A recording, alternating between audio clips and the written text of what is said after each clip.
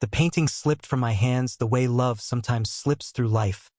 Sudden, brutal, and loud enough to silence a crowd. One moment I was holding it like treasure. The next it was lying face down in the dirt, the smear of color bleeding into the dust. If the earth could swallow me whole, I would have begged it to, because when I lifted my eyes, I saw him. Ethan. His face was a storm barely contained behind tight lips, his eyes flashing not just with anger but with a deeper, more fragile hurt.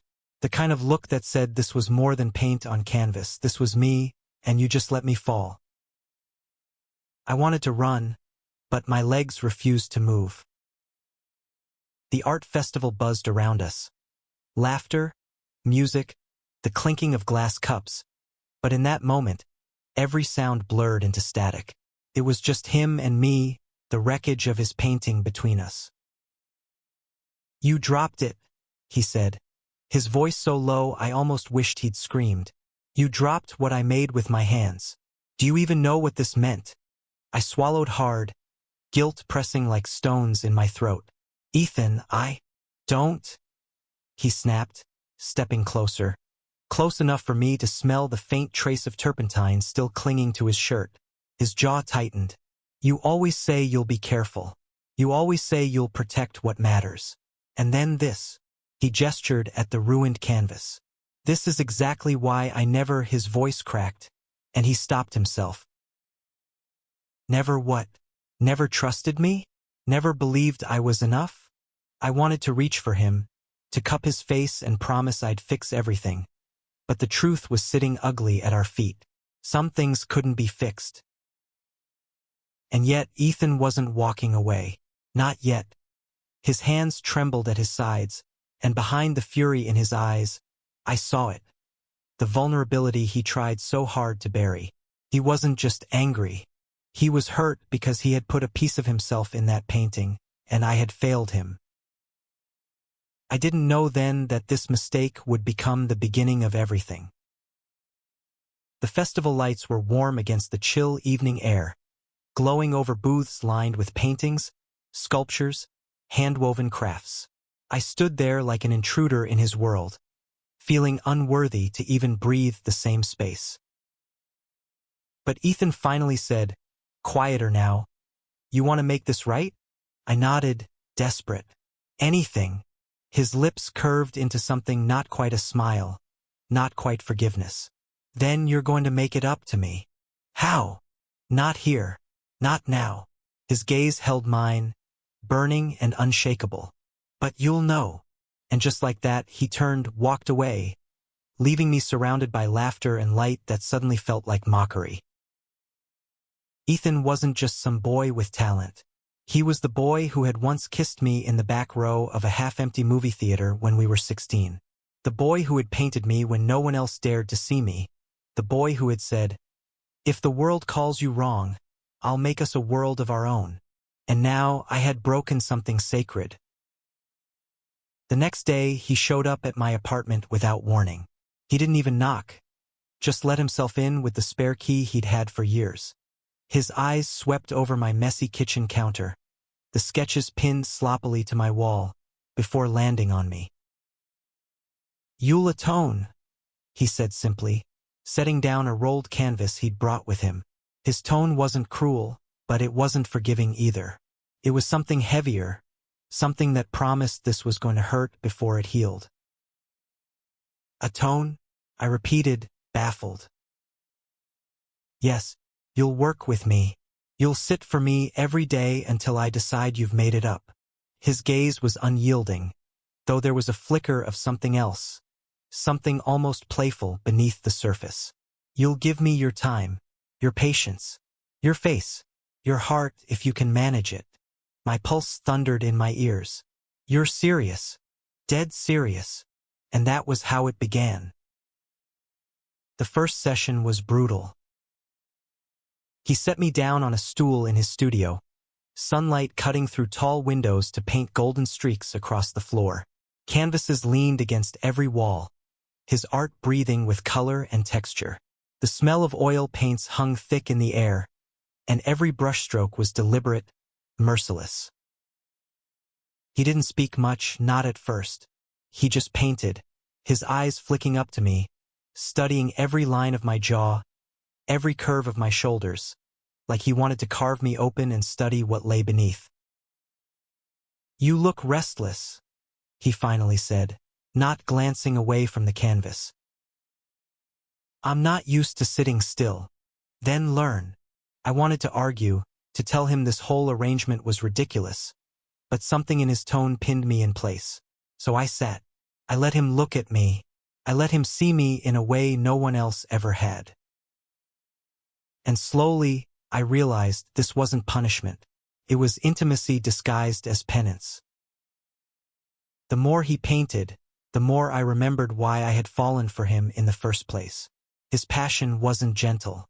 It was fierce, consuming, like fire that burned without asking permission. And though he said I was atoning, I began to think maybe he was healing too, brushstroke by brushstroke. But forgiveness isn't simple. There were days he barely spoke, his silence heavier than any accusation. Days when his hands shook so badly, he had to set down the brush, eyes dark with something unspoken. And there were days when his gaze softened, when the tension in his shoulders eased, when I almost believed we were back to what we once were. One evening, as twilight bled into the studio, he finally asked the question I'd been dreading. "Why do you always drop the things that matter most?" It wasn't about the painting anymore. It was about us. About the nights I'd chosen fear over honesty, silence over bravery. About every time I'd let him carry the weight of being us in a world that said we shouldn't exist. "I don't know," I whispered. "Maybe because I'm scared. Because when I hold something precious, it feels too big for me. Like I'll ruin it just by trying." Ethan set the brush down, his eyes on me, piercing and tender all at once. "Maybe that's the problem. You think love is too big for you, when all I've ever wanted is for you to stop running and just hold it anyway. And God, in that moment, I wanted nothing more than to promise I would." That was only the beginning. Because love, I would learn, wasn't just about atoning. It was about breaking, rebuilding, and daring to believe in something stronger than fear. And Ethan, he wasn't going to let me forget that. The sessions went on, each day bleeding into the next until I couldn't tell if time was healing us or carving us apart even deeper. Ethan was relentless. He demanded silence when I wanted to talk, stillness when my body ached to move, honesty when my instinct was to hide. And yet, there was a strange safety in surrendering to his rules. I began to notice the details of his world again. The way he brushed his fingers against the bristles before dipping them into paint, like he needed to feel their texture as much as see their shape. The faint scar near his right temple from the time we'd climbed a fence too high and he'd fallen, laughing even with blood dripping down. The way his lips parted just slightly when he concentrated, so delicate I wanted to reach out and touch him, to remind him I was still here. But I didn't. Because this wasn't forgiveness yet. This was trial. One afternoon, halfway through a sketch, Ethan paused. His brush hovered midair, the wet paint dripping slowly onto the canvas. "Stop looking at me like that," he said. "Like what?" "Like you're waiting for me to kiss you." I froze. The air between us shifted, the silence growing sharp. "I'm not." "Yes, you are." His eyes locked onto mine, unflinching, daring me to deny what both of us felt humming under the surface. "You think if you wait long enough, I'll cave. That I'll forgive you just because I still want you." My throat went dry. "Isn't that the truth?" For a moment, he looked like he might break the distance, close the space between us, but then he set his brush down and stepped back. "No, forgiveness isn't something I can hand you like a spare key. You have to earn it." "And what if I don't?" I asked, my voice cracking with the weight of the question. "Then maybe we finally admit that this us was never strong enough." The words sliced through me, sharper than any blade. I wanted to shout that it was strong enough, that I loved him more than my own breath. But my chest locked, and all I could do was sit there, watching him turn away. Nights were the hardest. Lying awake in my bed, I could still smell the oils, the faint musk of turpentine, the warmth of his body when he leaned too close during the sessions. My mind replayed every second, the brush gliding across canvas, his steady hands, his unyielding eyes. It was torture, both a punishment and a gift. I wanted to call him, to text him something stupid and desperate like "I can't sleep without you."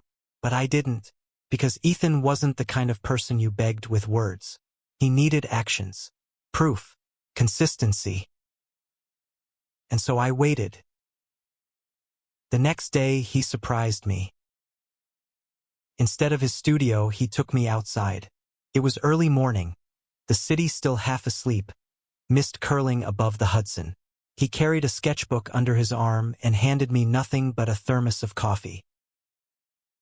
"What are we doing?" I asked, shivering in the chill. "You're going to sit," he said simply, nodding toward a bench by the water. "And you're going to stay until I tell you to move. That's it. That's it." Sounded absurd, but I obeyed. We sat there for hours, the city slowly waking around us. Joggers passed, dogs barked, the distant rumble of trains echoed against the water. Ethan sketched without pause, his pencil scratching over paper like a song only he could hear. And I sat, restless, fighting the urge to fidget or complain. Finally, when the sun was high and my legs were numb, he closed his sketchbook. "Why are you doing this to me?" I asked quietly. "Because you've never learned to stay," he answered without hesitation. "Not with me, not with yourself. You're always running from the weight of things. So now you sit." His words landed heavier than the cold air. I didn't know how to respond, so I didn't. I just sat there, letting his truth sink into my bones.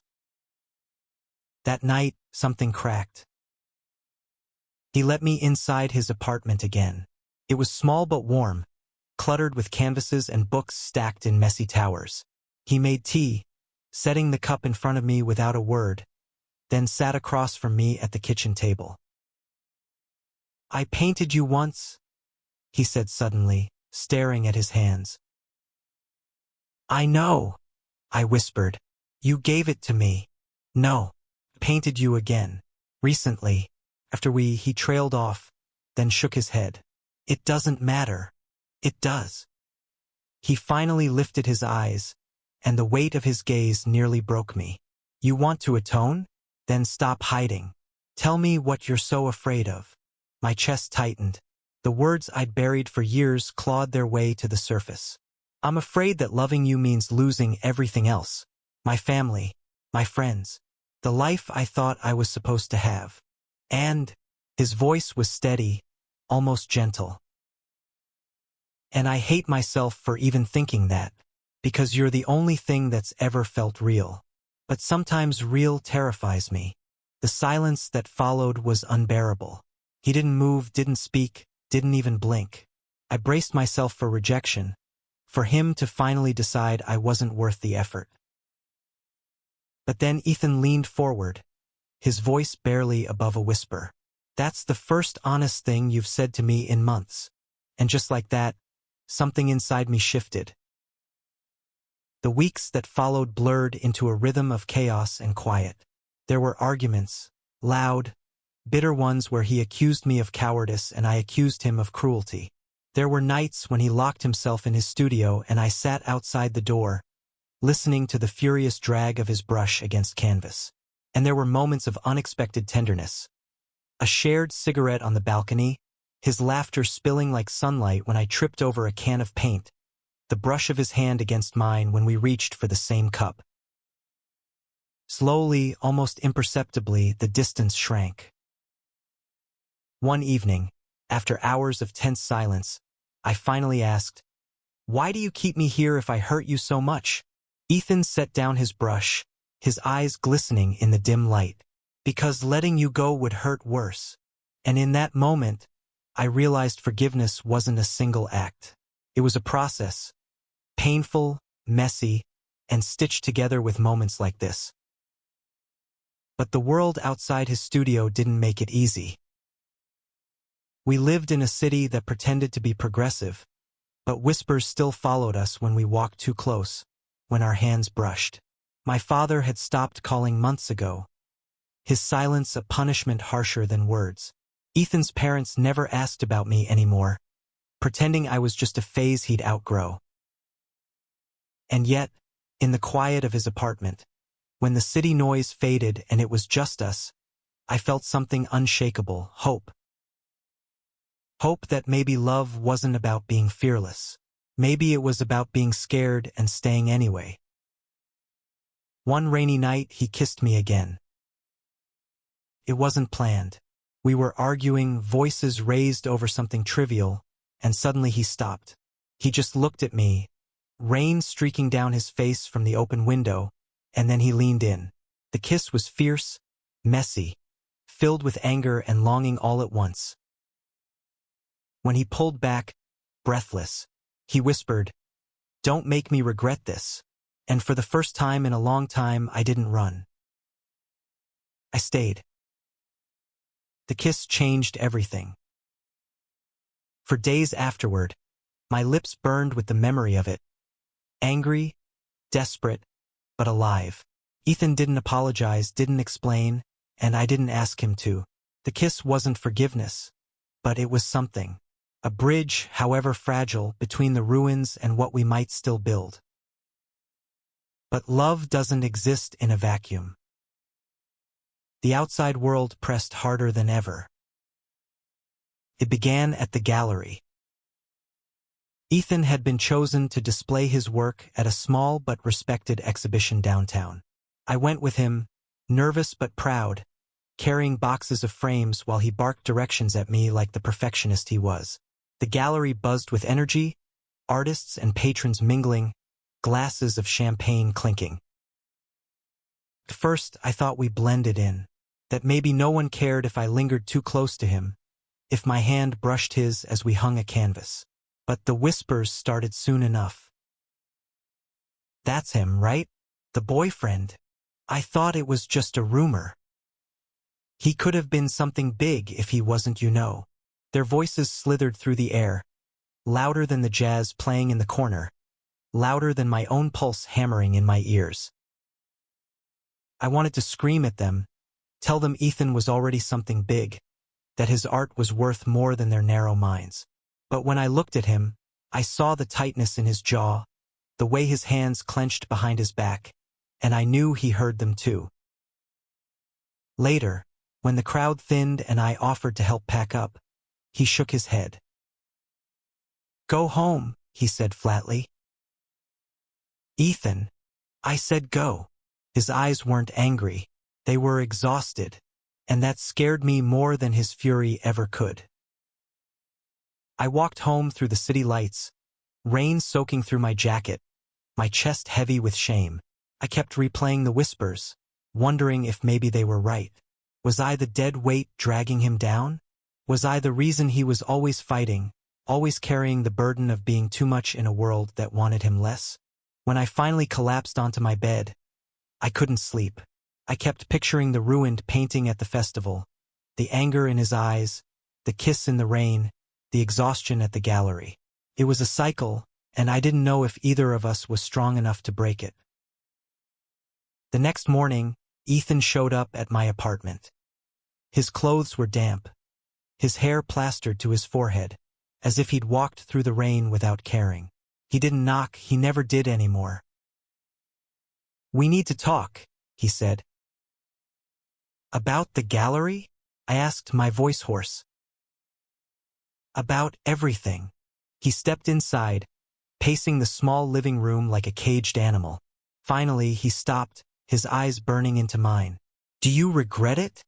My heart stuttered. "Regret what?" "Us." His voice cracked on the word. "Do you regret being with me?" The question hit like a punch to the gut. "No," I said immediately. "Never." "Then why do you look at me like loving me is a burden?" I opened my mouth, but the words stuck. Because sometimes it was a burden. Not loving him, never that, but carrying the weight of everyone else's judgment. The silence of my family, the whispers that followed us like shadows. But how could I tell him that without breaking him further? Instead, I said the only thing I could. Because I'm scared. His expression softened, just slightly. Of what? Of losing you. Of losing everything else. Of not being enough. He exhaled. A long, shaky breath. Do you really think I need you to be anything but you? I wanted to believe him. God, I wanted it more than anything.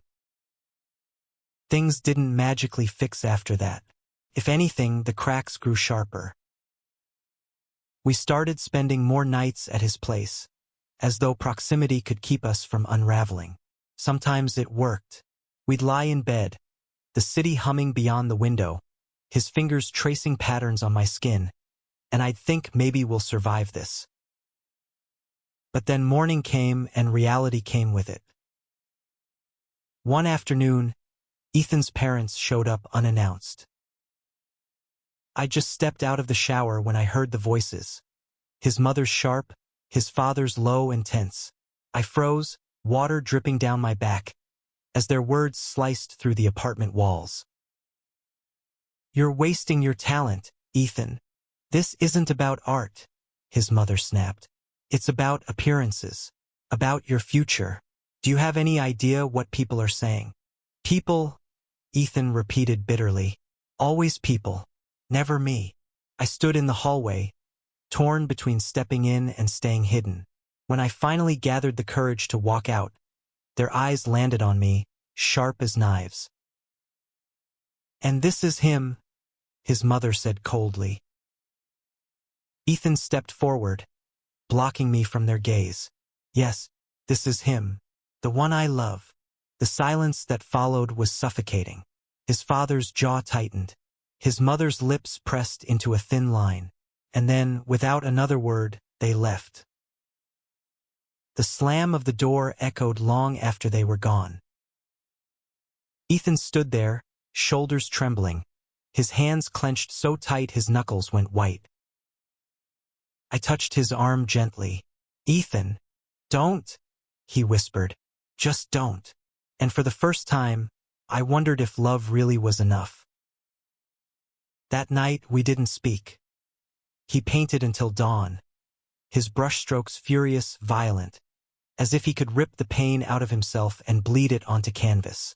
I sat in the corner, watching him destroy and create all at once, my chest aching with helplessness.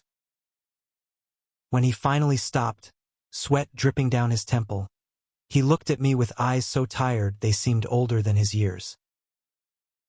You still don't get it, do you? He said. Get what? That I don't need the world to accept me. I just need you to stop running. And I realized then that maybe the one sabotaging us wasn't the world at all. Maybe it was me. Days passed in a blur of tension and fragile peace. We walked through the city, sometimes side by side, sometimes a step apart, as if even our shadows couldn't decide if they belonged together. The whispers followed, but I stopped flinching. Because Ethan was right. The world didn't matter if I chose to stay. The question was, could I? The answer came on a night when the city was louder than usual. A protest had gathered downtown, chants echoing through the streets, demanding love, demanding rights, demanding visibility. Ethan pulled me into the crowd, his hand gripping mine tight. The energy was electric, fierce, unapologetic. For the first time, I didn't feel small. I felt part of something bigger, something unstoppable.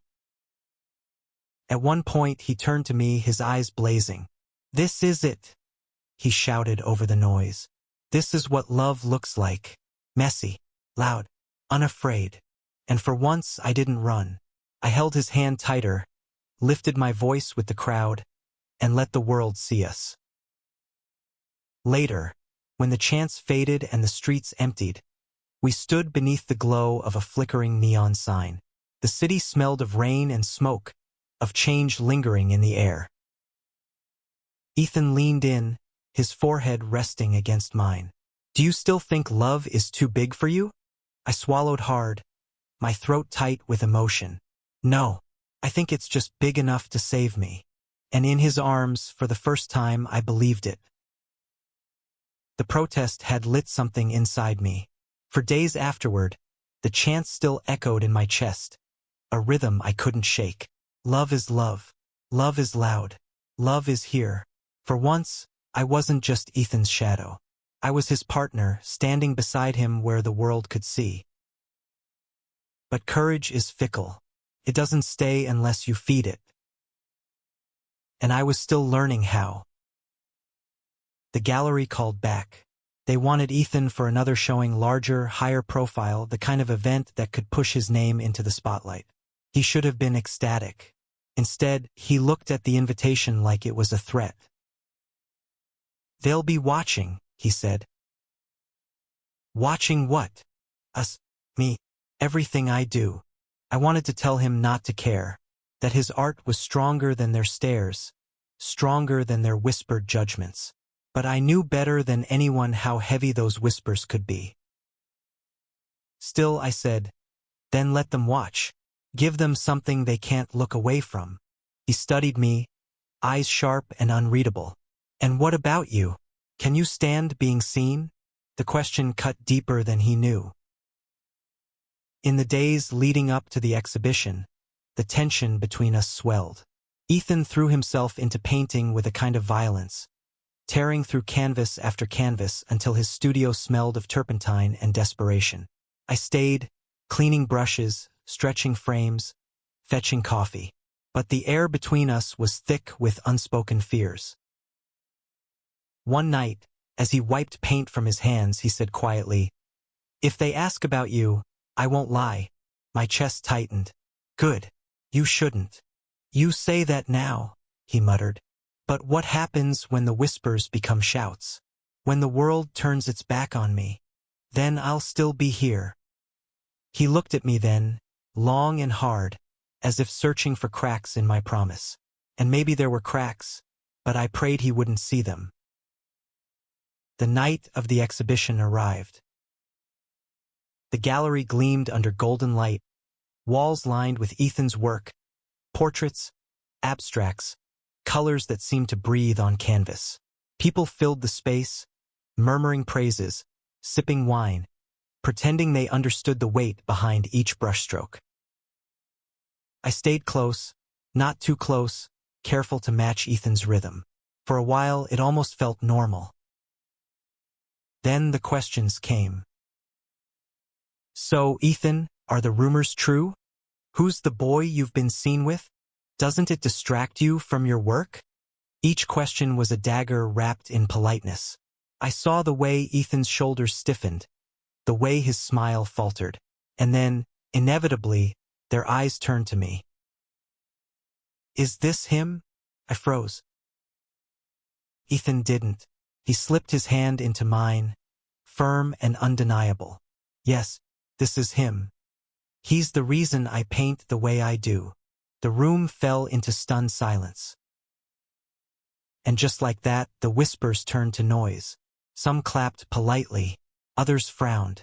A few walked out, but none of it mattered, because Ethan's hand was warm in mine, steady and unashamed.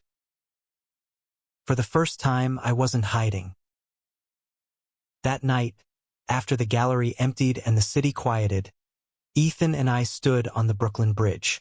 The air was cool, the river glinting under the lights. "I thought I'd lose everything tonight," he admitted. "You didn't," I said softly. "You gained me." His eyes shone in the glow of the city. "You were always mine. I just didn't know if you'd choose to stay." And there it was, the heart of it all. Not the painting, not the whispers, not the gallery. It was this choice, raw and terrifying. To stay, to fight, to love even when it hurt. I tightened my grip on his hand. "I'm done running." For a long moment, he just looked at me. The city humming around us, the dawn beginning to edge against the horizon. And then, finally, he smiled. A small, fragile, radiant thing that felt like sunrise. The painting I dropped months ago was gone, ruined beyond repair. But in its place, Ethan created something new. A portrait of two boys on a bridge, their hands clasped, their faces unguarded. It wasn't perfect. It wasn't polished. But it was honest. And maybe that was the point. Because love, like art, was never about perfection. It was about truth. About staying when it would be easier to leave. About building something beautiful from the pieces left behind. And as I stood beside him, watching the colors dry on canvas, I knew one thing for certain. I hadn't dropped love. I had only stumbled, and somehow Ethan had taught me how to pick it back up again. The apartment smelled like turpentine and fresh coffee, Ethan's two favorite things in that order. Morning light cut across the floor, illuminating a trail of paintbrushes, sketchbooks, and one very judgmental cat who always insisted on sitting on Ethan's half-finished canvases.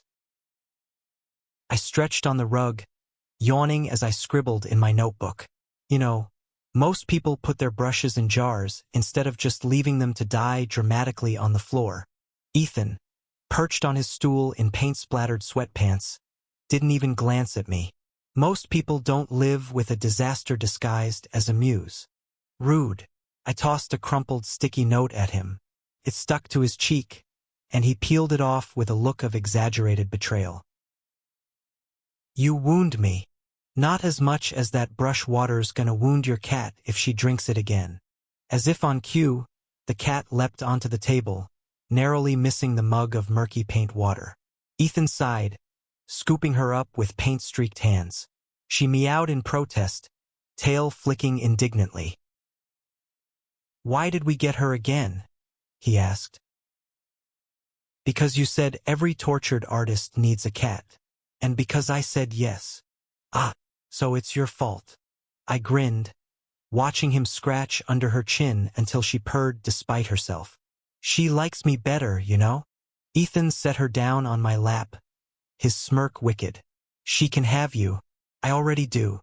2 years. That's how long it had been since the gallery.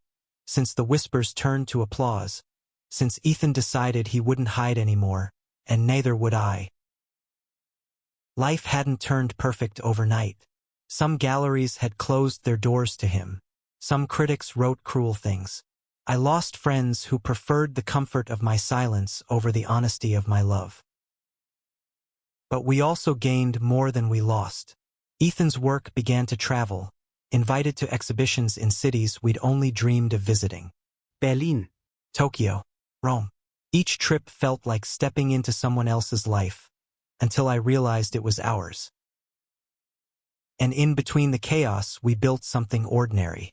Grocery runs, midnight ramen, arguments about laundry, Sundays spent doing absolutely nothing but lying tangled on the couch. It turned out love wasn't only fireworks and confessions on bridges. Love was also leaving the last slice of pizza, even when you wanted it. Love was listening when the world was too loud. Love was staying not because it was easy, but because it was worth it. I looked up from my notebook. Ethan was painting me again. Don't, I groaned, covering my face. Not while I look like roadkill. You always look like roadkill, he said matter-of-factly, brush moving in smooth arcs. Wow, can't believe I'm still with you. Can't believe you're still complaining when you know I won't stop. The thing about Ethan's portraits of me was that they weren't really about me at all. He never painted what I looked like. He painted what he saw, what I meant to him. And in every canvas, no matter the colors or shapes, I could feel it, his stubborn, impossible, overwhelming love. Terrified me sometimes, how much of myself I saw reflected back. But it also anchored me. One evening, after another long day in the studio, Ethan set down his brush and sat beside me. His hair was messy, his hands stained, his eyes tired but soft. You ever think about all of it? He asked quietly. All of what? The festival, the broken painting, the bridge, the gallery, us. I smiled faintly. Every day. He leaned his head against my shoulder. I used to think that was the worst moment of my life, watching you drop that painting. But now maybe it was the best. Because you like watching me suffer? I teased. Because it broke something open. In you. In me. In us.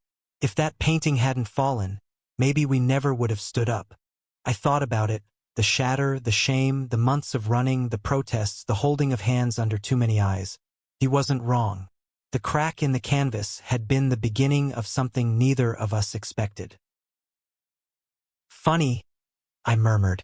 I spent so long regretting it. But maybe it was the only way we'd get here. Exactly. His voice was almost a whisper. Sometimes you have to break to be seen. Later, when the apartment was quiet except for the hum of the city outside, Ethan pulled me onto the couch, wrapping his arms around me. You still think about leaving? He asked suddenly, his breath warm against my neck. I hesitated only a moment. Sometimes, fear doesn't disappear. But then I remember what it felt like to almost lose this. Lose you. And I know I won't. His arms tightened. Good. Because I wouldn't forgive you. We laughed softly, but underneath it was truth. Staying was a choice we kept making, every day, every moment. And that choice was love. The next morning, I found a new canvas drying by the window. It was different from his others. Softer. Simpler. Two figures sat side by side on a floor scattered with paintbrushes and sticky notes. A cat asleep between them. The light in the painting was golden, endless. It wasn't dramatic. It wasn't revolutionary. It was us. And maybe that was the point. Because love didn't always need to be a battle cry. Sometimes it was just the quiet promise of an ordinary morning. Coffee brewing, sunlight spilling in, and two people choosing, again and again, to stay. And so we stayed. Through whispers and storms. Through ruined canvases and fresh starts. Through fear that turned into courage, and courage that turned into something steadier, something truer. We stayed and we loved, and we kept building a life not perfect, not polished, but ours. A life that began with a broken painting and grew into a masterpiece neither of us could have imagined. Thank you for listening. If you find it interesting, please like and subscribe to follow the next stories.